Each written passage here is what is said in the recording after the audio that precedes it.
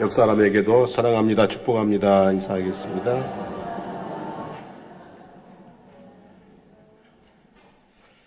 한 해가 시작한 지 엊그제 같은데 벌써 11월을 맞이했습니다. 그리고 11월은 특별히 감사의 달입니다. 그래서 오늘부터 추수감사주일까지 감사를 주제로 말씀을 드리려고 합니다. 여러분들도 지금까지 살아오면서 받은 은혜, 특별히 올 한 해 동안 받은 은혜를 곰곰이 생각하시고 짚어보시면서 감사를 고백하는 특별한 시간을 가져보시기를 바랍니다. 오늘 우리가 읽은 말씀은 예수님께서 10명의 나병 환자를 치유하신 이야기입니다. 익히 잘 알고 있는 말씀이지만 들을 때마다 은혜와 감동과 그리고 교훈을 아울러주는 귀한 말씀입니다. 오늘도 다 아는 말씀이라고 주무시지 마시고 경청하시면 은혜가 될 줄로 믿습니다. 이 이야기는 예수님께서 구속사역의 완성을 위해서 예루살렘으로 마지막 여행을 시작하신 시점에서 발생을 했습니다. 여기 가시고 다시 돌아오지를 못했어요.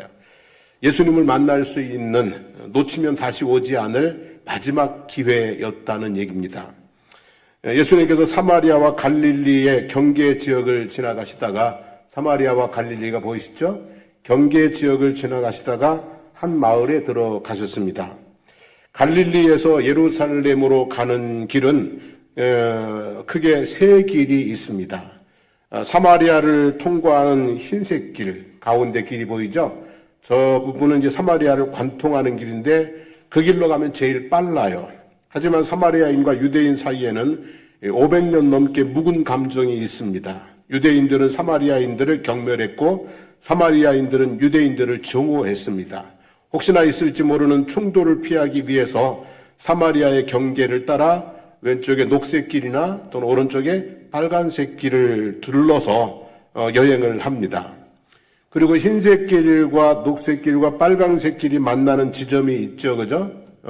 파란색으로 표시해놨는데 그 지점에서 왼쪽으로 가느냐 오른쪽으로 가느냐에 따라 전혀 다른 길을 가게 됩니다. 그리고 누가복음 19장에 여리고로 들어가셨다는 말씀을 볼 때 예수님께서는 빨강색으로 된 그 길을 선택하신 것 같습니다. 그리고 그 여정 중에는 많은 마을들이 있는데 그 많은 마을들 중에 어느 한 마을에 들어가셨고 그 마을 밖에 모여 살고 있던 나병 환자 10명이 예수님을 만나게 되었다는 얘기죠. 무슨 얘기를 하고 싶으냐면 다른 길로 가셨다면, 녹색이나 흰색이나 다른 길로 가셨다면, 그리고 이 길 가운데서도 다른 마을에 들어가셨다면 오지 않았을 기회가 그들에게 왔다는 얘기예요. 한마디로 말씀드리면 천재 1호와 같은 아주 특별한 기회였다는 거죠. 마지막 기회였고 그리고 뭐예요? 아주 특별하게 온 은혜의 기회였다는 말씀이죠. 그런데 특별한 기회가 온다고 다 잡는 것은 아닙니다. 마을 밖 움막에서 거지처럼 살고 있던 10명의 나병 환자는 그 기회를 잡았어요. 하지만 18장에 보면 어떻게 해야 영생을 얻을까에 대한 답을 얻기 위해 예수님을 찾아온 한 부자 관리가 있는데 내게 있는 것을 다 팔아 가난한 자에게 나눠주고 너는 나를 따르라. 이 말씀에 부자 인고로 마음이 걸려서 예수님의 제자가 될 기회를 포기하고 돌아간 이야기도 있습니다. 10명의 나병 환자는 지나가는 기회를 잡은 사람들이고 부자 관리는 찾아온 기회도 그저 걷어차버린 그런 경우가 되겠죠. 성도 여러분, 우리에게 주어지는 기회를 잘 잡아서 은혜를 누리고 복을 누리고 살게 되기를 축복합니다. 고린도후서 6장 2절에 보면 보라 지금은 은혜 받을 만한 때요 보라 지금은 구원의 날이로다 라고 하였습니다. 지금이 뭐예요? 은혜 받을 때고 지금이 구원받을 때이고 지금이 하나님 앞에 복을 받을 때인 줄로 믿습니다. 10명의 나병 환자들이 지나가는 기회를 잡을 수 있었던 것은 무엇 때문일까? 우리가 어떻게 하면 우리에게 다가오는 하나님의 기회를 잡으며 살아갈 수 있을까? 첫째는요, 사모하는 마음입니다. 무슨 마음이요? 사모하는 마음입니다. 나병 환자 10명이 예수님을 만났습니다. 그런데 달려갈 수가 없었습니다. 왜냐하면 나병 환자들은 옷을 찢고 머리를 풀고 그리고 윗입술을 가려 자신이 나병 환자임을 드러내고 살아야 합니다. 그리고 정상적인 사람들에게서 50보 정도 이상 그 가까이 다가갈 수가 없습니다. 사람들이 모르고 다가오면 부정하다 외치면서 가까이 오지 못하게 해야 합니다.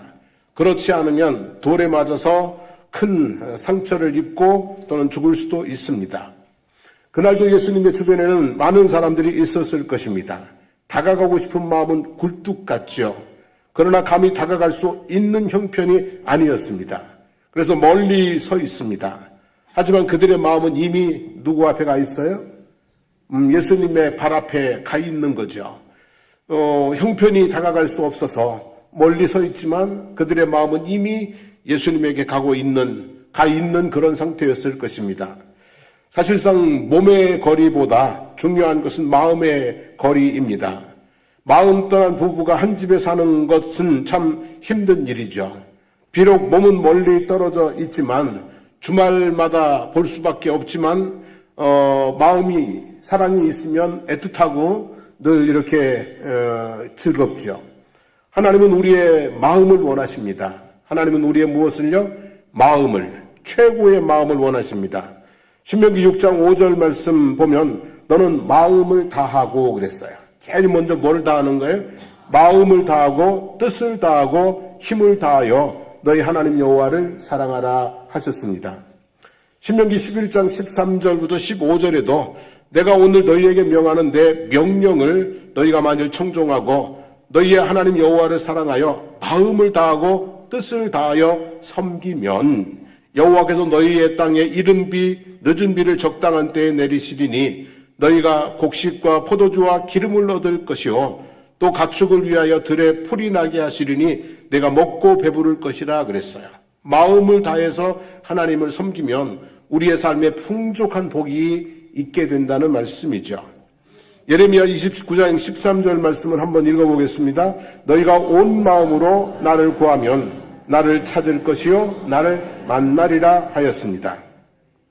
여러분 마음을 다하여 하나님을 예배하면서 은혜 받으시기를 바랍니다. 마음을 다하여 하나님을 섬기시면서 복을 받으시기를 바랍니다. 그리고 온 마음으로 주의 긍휼을 구하며 여러분의 삶에 필요한 응답을 채워나갈 수 있기를 축복합니다. 자, 두 번째는요, 간구하는 믿음이에요. 첫 번째는 사모하는 마음, 두 번째는 뭐예요? 간구하는 믿음입니다. 10명의 나병 환자들은 예수님을 만났지만, 예수님에게 가고 싶지만 다가갈 수가 없었어요. 그렇다고 포기하지 않았습니다. 예수님이 어떻게 해주시기만을, 처분만을 기다리고 있지도 않았습니다. 10명의 나병 환자가 어떻게 했습니까, 여러분? 10사람이 한 목소리로 소리를 높여서 예수 선생님이여 우리를 불쌍히 여기소서라고 부르짖었습니다. 여러분 모든 일에 방법이 하나만 있는 것은 아닙니다. 다가갈 수 없으면 뭐 하면 돼요? 소리칠 수 있는 것이죠. 마태복음 9장에 보면 중풍 걸린 친구를 침상채로 들고 예수님을 찾아온 친구들에 있었는데 사람이 너무너무 많아서 예수님 앞으로 다가갈 수가 없었습니다. 그러나 포기하고 돌아가지 않았고 예수님이 나오실 때까지 기다리고 있지도 않았고 그들이 어떻게 했어요? 지붕을 뚫고 침상을 달아내렸습니다. 사람이 많아서 문으로 들어갈 수 없으면 지붕을 뚫고도 갈 수 있다는 얘기죠. 또 누가복음 19장에 보면 여리고성에 삭개오라는 세리장이 있었습니다. 예수님을 꼭 보고 싶은데 키는 작고 사람들은 너무 많아서 지나가시는 예수님을 볼 수가 없었습니다. 그러나 포기하지 않고 삭개오는 돌 무화과 나무 위로 올라가서 예수님 오시기를 기다리고 있었습니다. 예수님께서 지나가시다가 삭개오 앞에 딱 멈춰 서시고 그러면서 하시는 말씀이 삭개오야 내려오라 오늘 내가 내 집에 머물러야 되겠다. 그래서 예수님을 만나는 특별한 은혜를 경험한 거죠. 여러분 문제는요 장애물이 아니라 포기하는 거예요. 포기하지 않으면 기회는 살아있고 방법은 찾으면 나오게 되어 있습니다. 그런데 우리는 너무 쉽게 포기하고 마음을 닫아버립니다. 성도 여러분 결코 정말 중요한 것이라면 포기하지 말고 계속 구하십시오. 그리고 구하면서 방법을 찾으십시오. 그리고 방법을 찾으면 문을 두드리십시오. 구하라, 찾으라, 두드리라. 그리하면 뭐 한다고요? 이루리라고 주님 말씀하시죠. 야고보서 4장 2절 말씀에 보면 너희가 얻지 못하면 구하지 아니함이라고 그랬어요. 하나님께서는 계속 우리에게 말씀하십니다. 너는 내게 부르짖으라. 너는 내게 구하라. 구하는 자에게 좋은 것을 주시지 않겠느냐. 무엇이든지 내 이름으로 구하라. 하나님은 계속해서 우리에게 구하라고 말씀하고 있습니다. 그런데 많은 사람들이 구하지 않습니다. 그래서 받지 못합니다. 성경을 보면 구하지 않았는데도 받은 사람들의 이야기가 간혹 있습니다. 그런데 구해서 받지 못한 사람의 이야기는 하나도 없습니다. 하나님 앞에 부르짖고 간구해서 응답받지 못한 사람들은 없습니다. 예수님에게 구하지도 않았는데 은혜를 입은 치유받은 사람들이 있어요. 하지만 예수님을 찾아와가지고 불쌍히 여겨달라고 도와달라고 간구해서 응답받지 못한 사람은 하나도 없습니다. 기도에는 반드시 응답이 따르는 줄로 믿습니다. 구하는 자에게 풍성한 은혜와 축복이 더해지는 줄로 믿습니다. 그래서 항상 여러분 하나님 앞에 뭐하고 살자고요? 구하고 살기를 축복합니다. 그리고 10명의 나병 환자들의 간구에는 특징이 있습니다. 첫째는 뭐냐면 소리를 높여 간구했다는 것입니다. 거리가 멀기 때문이기도 하고 마음의 소원이 간절하기 때문이기도 합니다. 정말 우리가 마음의 소원이 간절하면 어떻게 돼요? 소리가 커질 수밖에 없는 거잖아요. 말씀은 묵상하고 기도는 부르짖으라고 했습니다. 말씀은 하나님의 소리를 듣는 것이기 때문에 묵상하는 시간이 필요하고 기도는 우리의 소리를 하나님이 들으시게 해야 되기 때문에 소리를 높일 필요가 있는 것이죠. 힘들고 어려운 일을 마음속으로 삭히면 한이 되고 화가 되고 병이 돼요. 그렇다고 사람들에게 털어놓으면 구설수가 돼요. 하나님께 털어놓으면 마음도 시원해지고 하나님의 돕는 손길이 함께하여 문제도 해결되고 일석이조입니다. 하나님을 향해 부르짖어 기도하시기를 바랍니다. 시편 34편 6절 말씀 읽어봅니다. 이 곤고한 자가 부르짖음에 여호와께서 들으시고 그의 모든 환난에서 구원하셨도다. 부르짖어 기도하는 중에 모든 환난에서 구원받는 특별한 은혜를 경험하시기를 축복합니다. 자, 10명의 나병 환자의 간구의 두 번째 특징은요, 합심해서 간구했다는 것입니다. 자, 10명입니다. 그죠? 근데 이들이 나를 구원하소서, 나를 불쌍히 여기소서 라고 하지 않았습니다. 우리를 불쌍히 여겨달라고 기도를 했습니다. 동병상련하는 마음이 있었기 때문이죠. 근데 이 10명 중에는요, 사마리아인도 있어요. 그리고 아까 앞서서 말씀드렸지만 유대인과 사마리아인은 상종을 하지를 않아요. 그런데 유대인과 사마리아인이 섞여 있고 이들이 서로 마음을 모아서 하나님 앞에, 예수님 옆에 우리를 불쌍히 여겨달라고 간구했다는 것이죠. 여러분, 한 사람이 소리를 높이면 외침이고요. 여러 사람이 소리를 높이면 함성이 돼요. 외침보다 함성이 더 멀리 가고 힘있고 잘 들리고 그리고 감동이 있어요.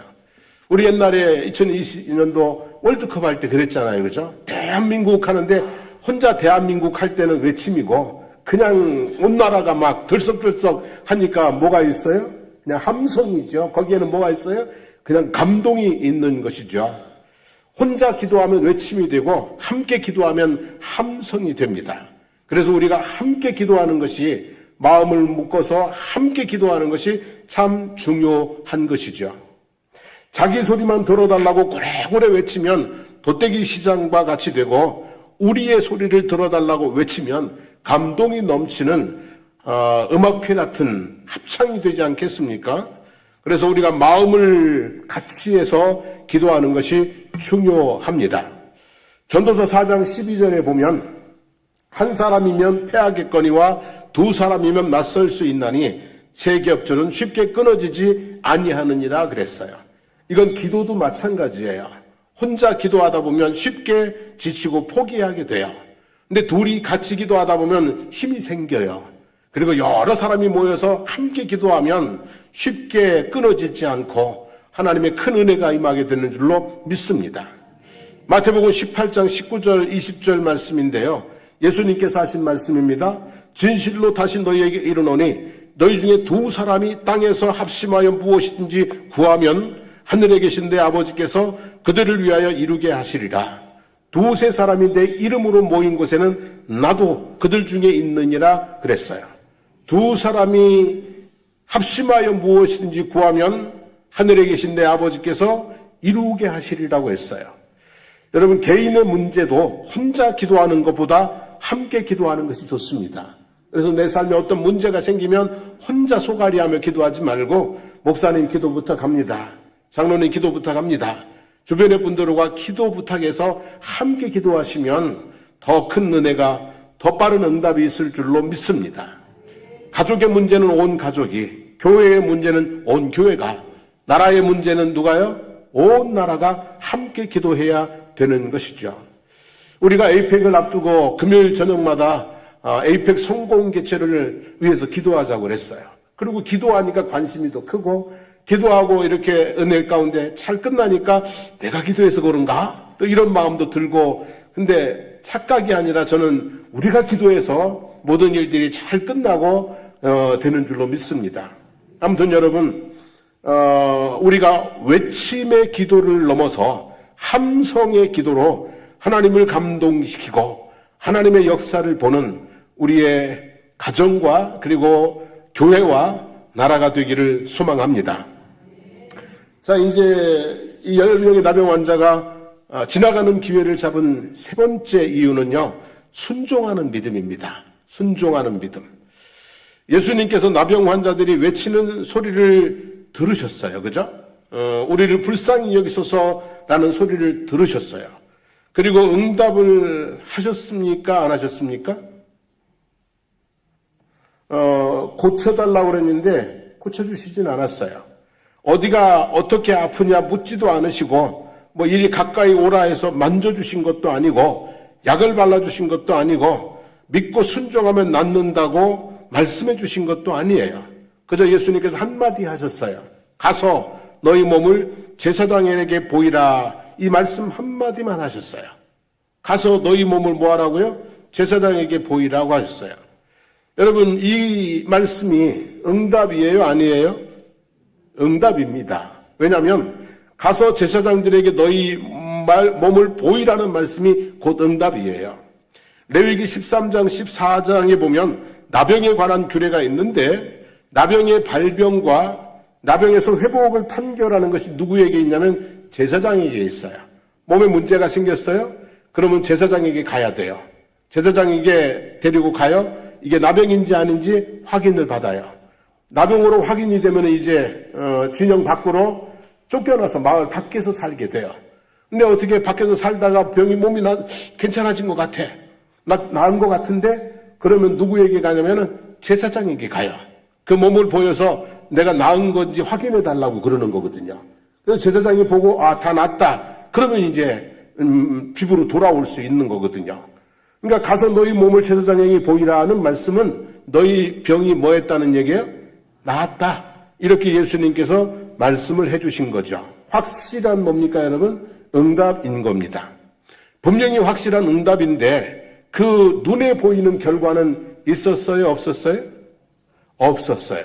눈에 보이는 결과는 없었어요. 아무런 변화가 없어요. 그냥 여전히 몸이 그 똑같은 상태예요. 이 상태로 마을로 들어갔다는 몰매 맞기 십상이고 부끄러움만 당할 뿐입니다. 그런데 이들은 예수님의 말씀을 듣자마자 자기의 몸에 아무런 변화가 없음에도 불구하고 자기 마을의 제사장들을 향해서 걸어가기 시작을 했다는 거예요. 여러분, 이런 행동을 뭐라고 말해요, 우리가? 그렇죠. 묻지도 따지지도 확인하지도 않습니다. 그저 말씀을 따라 행동합니다. 그것을 우리는 순종이라고 합니다. 순종. 순종하는 믿음이 기적을 불러일으킨 것입니다. 성경에는 주님의 응답이 곧 문제 해결인 경우도 있지만 응답의 순간에 문제가 해결되지 않는 경우도 있어요. 전자는 믿음의 기도를 통하여 누리는 은혜를 깨우쳐 주시기 위함이고, 후자는 믿음의 순종을 통하여 누리는 은혜를 깨우쳐 주기 위함이라고 생각합니다. 순종을 요구하는 그런 일들이 많이 있다는 거죠. 예수님께서 말씀하시는 시점과 문제가 해결되기까지의 시간의 간격이 있어요. 이 시간 동안에 필요한 것이 무엇이냐면 믿음과 그리고 뭐예요? 순종이라는 것입니다.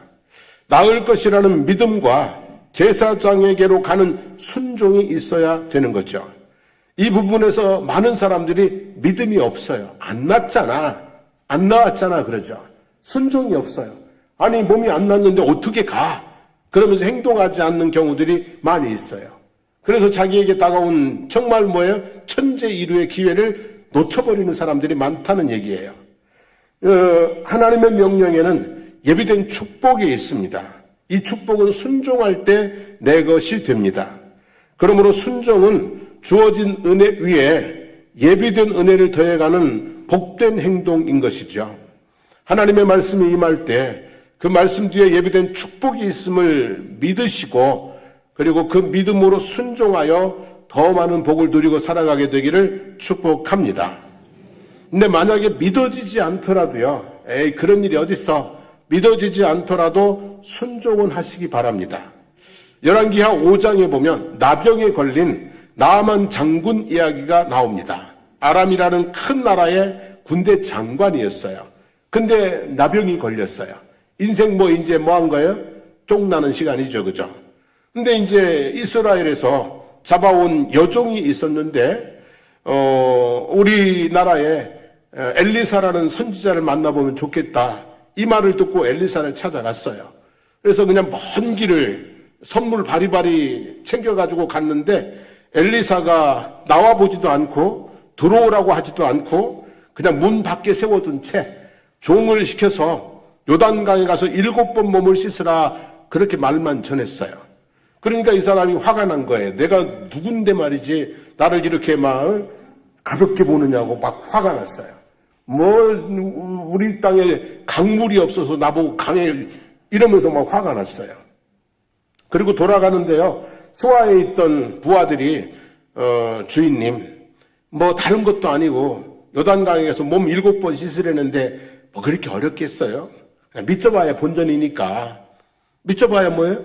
본전이니까 한번 해보시죠 그랬어요. 그래서 나아만 장군이 그래 여기까지 왔는데, 그러고서 요단강에 들어가서 몸을 7번 씻었어요. 여러분 기꺼이 한 거 아니에요. 그냥 마지못해 한 거예요. 씻으면 낫는다는 믿음으로 한 거 아니에요. 그냥 하라고 그랬으니까 한 거예요? 해본 거예요. 근데 몸을 7번 씻고 올라올 때 온몸이 뭐해졌어요? 깨끗해졌다라고 하는 거죠. 여러분 어떤 식으로든지 순종하는 자들에게 복이 임하게 될 줄로 믿습니다. 만약에 이럴 수 있잖아요. 몇 월 며칠 몇 시에 나한테로 와. 100만 원 줄게. 그래가지고 믿고 오는 사람도 받을 것이고 믿음 없이 오는 사람도 뭐예요? 받는 거예요. 순종은 그런 거예요. 근데 믿고 오는 사람들은 기분 좋게 올 것이고 그냥 믿음 없이 오는 사람들은 좀 시원찮게 올 거잖아요. 그죠? 순종에는 그런 기적이 있어요. 믿음으로 하면 내가 좋고요. 믿음 없이 해도 순종하는 자에게 하나님께서는 복을 내려주시는 줄로 믿습니다. 자, 마지막 네 번째로 이들에게는 감사하는 믿음이 있어요. 감사하는 믿음. 근데 이것은 10명이 다 있는 게 아니라 그 중에 하나만 특별하게 있었던 것 같아요. 10명의 나병 환자들이 몸의 변화는 없었지만 예수님의 말씀을 순종하여 각자의 집으로 향합니다. 가다가 몸이 어떻게 됐어요? 깨끗해졌어요. 그 중에 9사람은 제사장에게 몸을 보이기 위해서 이제 걸어가다가 뛰어가는 거예요, 이제는. 처음에는 그냥 걸어가다가 몸이 깨끗해졌어. 그러니까 이제 마음이 어떻게 한 거예요? 더 급한 거야. 제사장에게 달려갑니다. 근데 그 중에 한 사람만 예수님에게로 돌아와 발 아래 엎드려 감사를 표현했어요. 9사람에게는 감사하는 마음이 있었을까요? 없었을까요? 그저 없으면 사람이 아니죠. 그 9사람에게도 감사하는 마음이 너무너무 충분히 많았지요. 그러면 제사장에게로 간 이 9사람과 예수님에게로 돌아온 한 사람의 차이는 뭘까요, 여러분? 그죠? 이 예수님에게 돌아온 사람과 9사람의 차이는요, 첫째는 뭐냐면, 먼저 감사하느냐, 아니면 나중에 감사하느냐의 차이예요. 자, 감사는 어떻게 하는 거예요? 먼저 하는 거예요? 나중에 하는 거예요? 예? 먼저 하는 거예요? 나중에 하는 거예요? 먼저 하는 거예요. 9사람에게도 감사하는 마음이 분명히 있었을 것이에요. 하지만 지구로 돌아가는 것이 먼저였어요. 제사장들에게 몸을 보이고 그리고 식구들 만나는 게 먼저였어요. 빨리 집으로 가고 싶은 마음이 굴뚝 같았어요. 이 한 명의 사마리아인 이 사람도 집에 가고 싶은 마음이 굴뚝 같았죠. 그죠? 얼른 가고 싶죠. 근데 먼저 누구에게로 와서? 예수님에게로 왔다는 거죠. 세상에는요, 늘 먼저 할 일과 나중에 할 일이 있어요. 즉시 해야 좋은 것과 천천히 해야 좋은 것이 있어요. 계속 해야 될 일과 어쩌다가 해야 될 일이 있어요. 감사는 먼저 해야 될 일이고요. 즉시 해야 할 일이고요. 그리고 계속 해야 될 일인 줄로 믿습니다. 반대로 원망이나 불평은 어떻게 하는 게 좋아요? 나중에 하는 것이 좋고요. 아무리 천천히 해도 늦지 않고요. 어쩌다 해도 결코 적지 않습니다. 여러분, 거꾸로 살지 않으시기를 원합니다. 어떤 분들은 원망은 즉시 나오는데 감사는 도대체 언제 하나 기다려야 되는 그런 경우도 있잖아요. 그래서 감사를, 이 한 사람은요, 감사를 뭐 했다고요? 먼저. 집에 가고 싶은 마음이 굴뚝 같지만 먼저 예수님에게 찾아와서 그랬다는 거죠. 두 번째는 무슨 특징이 있냐면 표현의 차이예요. 9사람의 감사는 마음속에 있었고 한 사람, 이 한 사람의 감사는 예수님을 찾아와서 발 앞에 엎드려서 감사합니다, 감사합니다, 정말 감사합니다. 그렇게 뭐 한 거예요? 표현이 되어진 거예요. 감사라는 단어 자체가 마음을 표현하라는 의미를 함축하고 있어요. 감사라는 단어가 느낄 감자 그랬어요. 느낄 감자는 마음을 말하죠. 살해할 사자는 표현을 말합니다. 그리고 살해할 사자는 이렇게 되어 있죠. 말씀언, 즉 말이나 글로, 몸신, 몸으로, 그리고 마디촌, 작은 정성으로 뭐 하라고요? 표현하는 것이 감사다. 이런 의미를 담고 있어요. 표현이라는 것은 대단히 중요한 거예요. 내가 마음속에 사랑이 아무리 있으면 뭐해? 말하지 않으면. 그래서 나중에 나오는 노래가 있어요. 사랑한다고 말할 걸 그랬지. 또 있잖아요. 어서 말을 해. 좀 속에 사랑이 있으면 좀 제발 나 답답해 미치겠다. 어떻게 하라고요? 어서 말을 해. 말 못하고 나중에 뭐 하는 거예요? 사랑한다고 말할 걸 그렇지. 이렇게 되는 거예요. 여러분, 표현은 대단히 중요한 거예요. 그림을 그리는데 물감이 있어요. 물감이 있습니다. 튜브 안에 물감이 아무리 고급이라도 그것은 천년 만년 지나도 그림이 되지를 않아요. 그 물감이 그림이 되려면 뚜껑을 열고 짜서 붓을 들어서 어떻게 해야 돼요? 표현을 해야 돼요. 그래야 그림이 되는 거예요. 여러분, 우리 속에 그렇잖아요. 어느 자식이 부모에게 감사하는 마음이 없겠어요? 어느 성도가 하나님께 감사하는 마음이 없겠어요? 근데 그 감사하는 마음을 마음에만 담아두면 그냥 물감이야. 근데 그것을 짜서 표현을 하면 뭐가 되는 거예요? 아름다운 관계의 그림이 만들어지고 만들어지는 것이죠, 여러분. 그래서 여러분, 우리가 늘 감사를 표현하고 살아가기를 축복합니다. 그러면 표현하지 않으면 어떻게 될까요? 감사하는 마음이 있는데 표현을 안 해. 그러면 어떻게 될까요? 예수님께서 돌아와 감사를 표현하는 한 사람에게 이렇게 물었어요. 그 9은 어디 있느냐라고 물으셨어요. 그들이 어디 있는지 궁금한 게 아니에요. 그들의 행방이 궁금한 게 아니에요. 그들이 감사하러 오지 않은 것이 뭐 하신 거예요? 서운하신 거예요. 다 고침을 받지 않았냐. 근데 어찌 너만 와서 이렇게 왔냐? 나머지 9은 어디 있냐? 뭐 한 거라고요, 지금? 서운한 거예요. 자, 이렇게 생각해 보세요. 내가 누군가에게 선물을 했어요. 뭐 꼭 크고 귀한 것은 아니지만 무언가를 이렇게 해 주었어요. 그러면 감사하다는 말을 듣고 싶어요? 안 듣고 싶어요? 내가 누군가에 뭘 해줬어, 그제? 우리 권사님이 저한테 뭘 이렇게 해줬어. 그러면 목사님한테 감사하다는 말을 듣고 싶어요? 안 듣고 싶어요? 듣고 싶죠, 그죠? 근데 나만 그래요? 다 그래요? 다 그래요. 누구든지 뭘 해주고 나면은요, 감사하다는 말을 듣고 싶어요.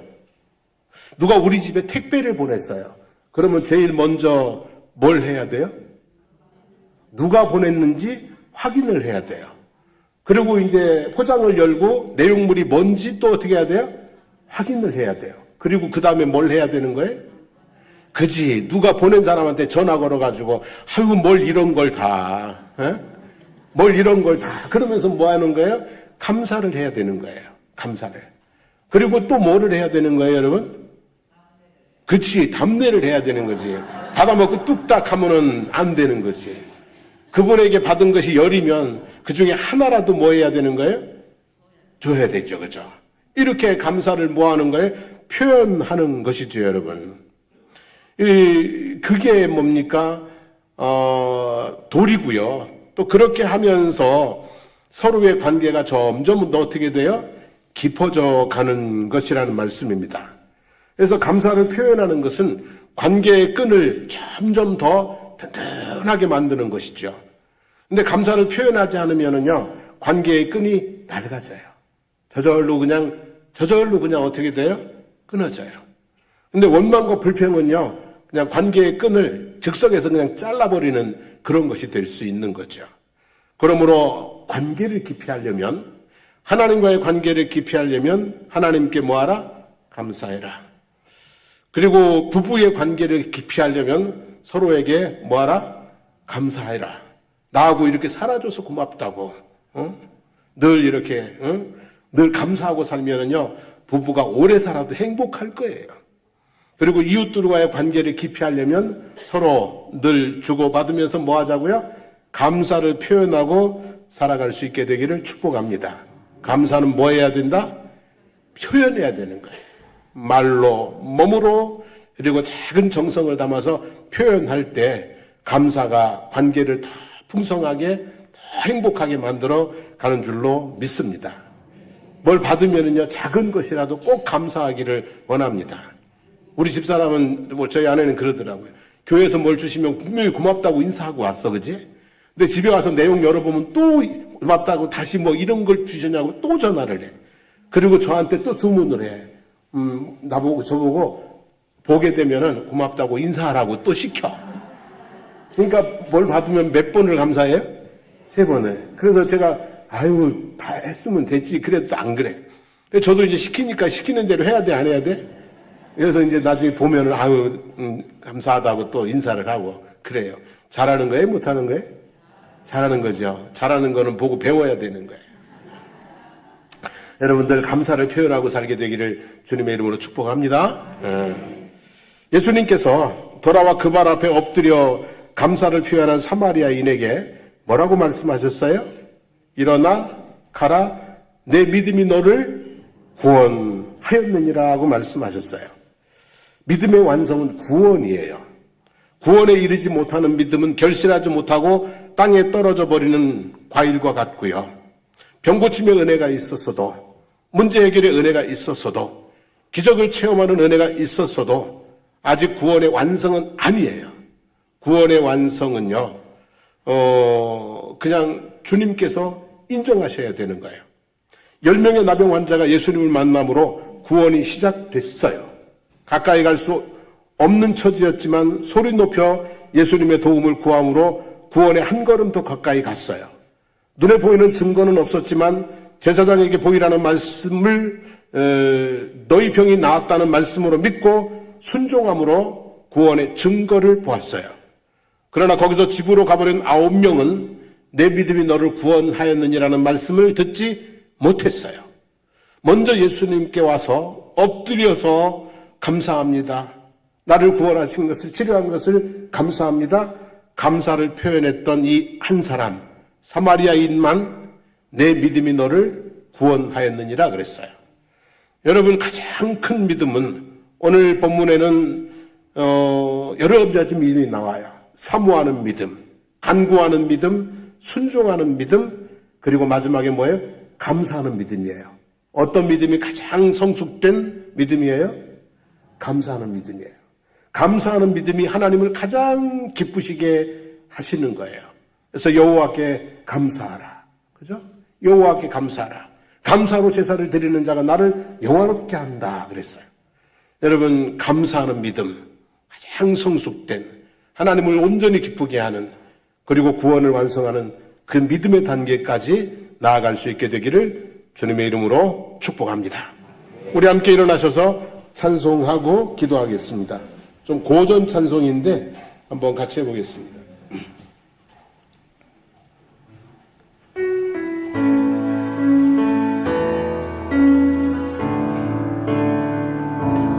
나의 하나님, 나의 하나님, 나와 함께 하신 하나님, 주님 뜻대로 살기 원하여 이처럼 간구합니다. 아버지,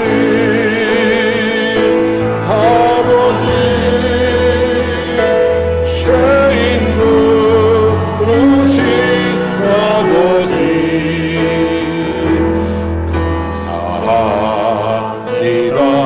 감사합니다. 늘 찬송하게 하소서.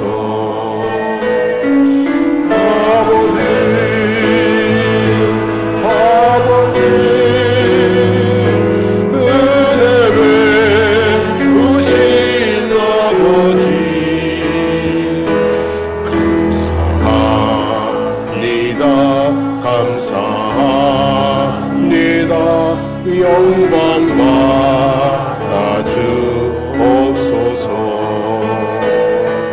나의 하나님, 나의 하나님, 나의 하나님, 아버지 감사합니다. 감사합니다. 진정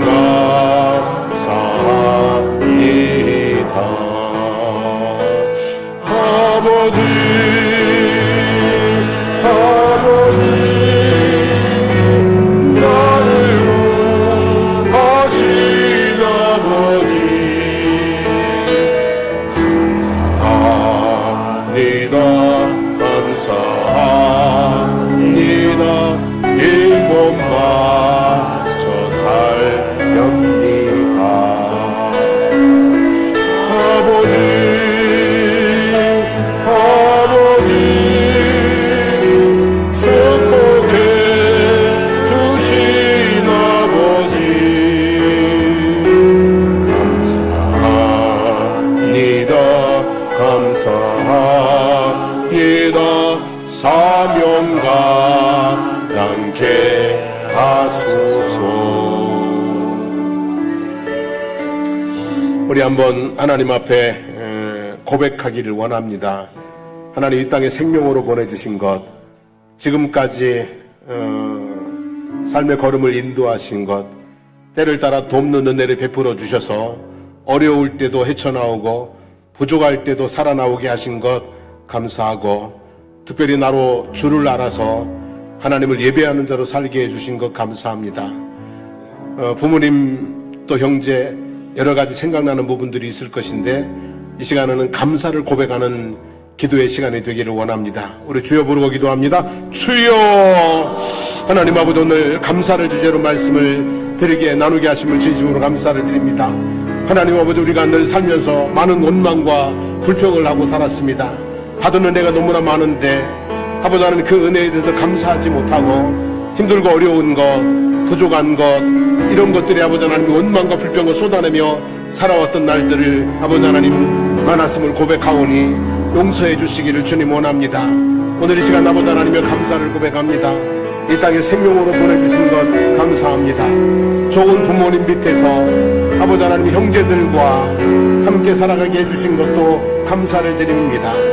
살아오는 날들 동안 건강 지켜주신 것 감사를 드리고 힘들고 어려운 일이 있었지만 그 모든 과정들을 헤쳐나오게 하신 것 감사하고 아버지 하나님 부족한 데도 있었지만 그래도 아버지 하나님여 굶주리지 않고 하나님 아버지 하고자 하는 일도 다 하면서 살아오게 하신 것도 감사를 드립니다. 넘치는 은혜를 주셔서 하나님 아버지 풍족한 삶을 살게 해주신 것도 감사를 드립니다. 하나님 우리 아버지 좋은 친구들 만나서 함께 즐거운 시간들 갖고 살게 해주신 것 감사를 드립니다. 예수 그리스도를 믿어 구원받은 하나님의 자녀로 살게 해주신 것 감사합니다. 아버지 장성복교회를 만나서 함께 사역하며 함께 은혜를 나누며 이렇게 아버지 하나님 기쁨으로 주를 섬기게 해주신 것도 감사를 드리나이다. 우리가 하나님 아버지 살면서 아버지 하나님 주님이 우리에게 주신 모든 것들을 은혜를 깨닫게 하시고 날마다 감사하며 찬송하며 영광 올려드리며 주님과 동행하는 저희들이 되게 하여 주시기를 주님 원합니다. 하나님 아버지 은혜임을 깨닫지 못해서 당연한 것이라고 생각해서 조금 부족하면 원망했고 주어진 모든 것들에 대해서 온전히 감사하지 못한 것을 용서하여 주시기를 원합니다. 이제 더 이상 아버지 하나님 원망하며 불평하며 살지 않겠습니다. 이제 날마다 감사하며 살겠습니다. 생명 주신 하나님께 나를 오늘 여기까지 있게 하신 부모님들에게 그리고 나를 믿고 지지해주고 또 나와 함께해주는 성도들, 이웃들, 친구들에게 늘 감사하며 살아가는 저희들이 되기를 고백합니다. 그렇게 할 수 있도록 감사의 능력을 저희들에게 주시기를 원합니다. 하나님 작은 것이라도 하나님 아버지 감사를 표현하게 하옵소서. 고맙다고 말로 또 아버지 하나님이여 고개 숙여 인사함으로 작은 정성을 나눔으로 감사를 표현하며 더욱더 멋지고 아름다운 관계를 만들어가는 지혜로운 저희들의 삶이 되게 하여 주시기를 원합니다. 이 11월 달에 특별히 우리의 심령 속에 감사가 넘쳐나서 기쁨과 행복이 풍성한 11월이 될 수 있도록 도와주시옵소서. 이제는 우리 주 예수 그리스도의 하나님 은혜와 하나님 우리 아버지의 영원무궁하신 사랑하심과 성령님의 감화감동 충만 교통케 하심이 이제 평생 하나님과 그리고 주변에 있는 모든 이들에게 감사를 표현하고 살기를 다짐하는 성도들 머리머리 위에 삶의 모든 여정들 가운데 하시는 모든 일들 위에 우리 사랑하는 장성복교회와 거제지역과 나라와 민족 위에 이제부터 영원토록 함께 하시기를 간절히 축원하옵나이다. 아멘.